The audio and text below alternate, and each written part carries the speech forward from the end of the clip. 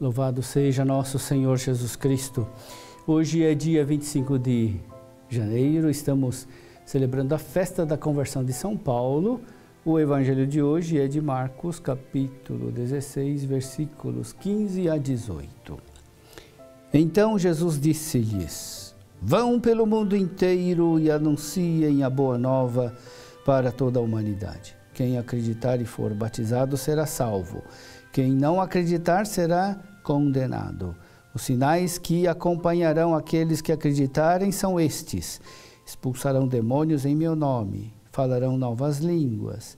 Se pegarem cobras ou beberem algum veneno, não sofrerão nenhum mal. Quando colocarem as mãos sobre os doentes, eles ficarão curados. Meu irmão, minha irmã, a conversão de São Paulo mostra o poder de Deus no apóstolo dos gentios. Foi pela graça de Deus que São Paulo se transformou de perseguidor em apóstolo de Jesus Cristo.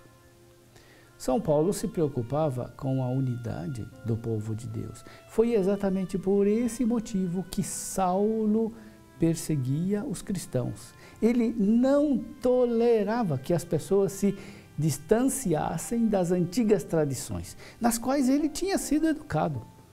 Saulo, portanto, era um cumpridor exato da lei, estava cheio do zelo por Deus. O caso de Saulo mostra muito bem que podemos estar cheios de zelo por Deus de modo errado. O próprio São Paulo o diz na carta aos Romanos: sou testemunha de que eles têm zelo por Deus, porém não segundo o conhecimento. Paulo também tinha esse zelo errado. Prova disso são os meios violentos que ele usava para conservar a unidade do povo de Deus. Porém, Deus o converteu desse zelo errado para o verdadeiro zelo. A verdadeira unidade não se estabelece por meio da imposição e da violência, como pensava Saulo. Por isso Jesus lhe apareceu no caminho de Damasco e lhe revela: eu sou Jesus Nazareno, a quem persegues. Nas três narrações da conversão de Paulo, muitos detalhes mudam. Alguns detalhes são acrescentados, outros são deixados de fora, mas essas palavras de Jesus aparecem nos três relatos. Essas palavras são centrais. Sem elas, a conversão não teria acontecido. Saulo não tinha consciência de que perseguia Jesus ao prender os cristãos. Mas o Senhor lhe revelou a profunda unidade que há entre ele e os discípulos. Eu sou Jesus Nazareno, a quem persegues. Foi somente nesse momento que Paulo teve a primeira revelação do corpo de Cristo, do qual ele tão bem falou em suas epístolas. Os cristãos são membros de Cristo pela fé. Nisso consiste a verdadeira unidade. Foi o próprio Jesus que fundou a sua igreja. Paulo perguntou: o que devo fazer, Senhor? O Senhor lhe respondeu: vai a Damasco, lá serás informado sobre tudo que foi estabelecido para que faças. Jesus manda que Paulo continue até Damasco, para aí se encontrar com a igreja. Jesus não converte Paulo de maneira individualista. Ele quer que Paulo seja inserido na igreja, que é o corpo de Cristo.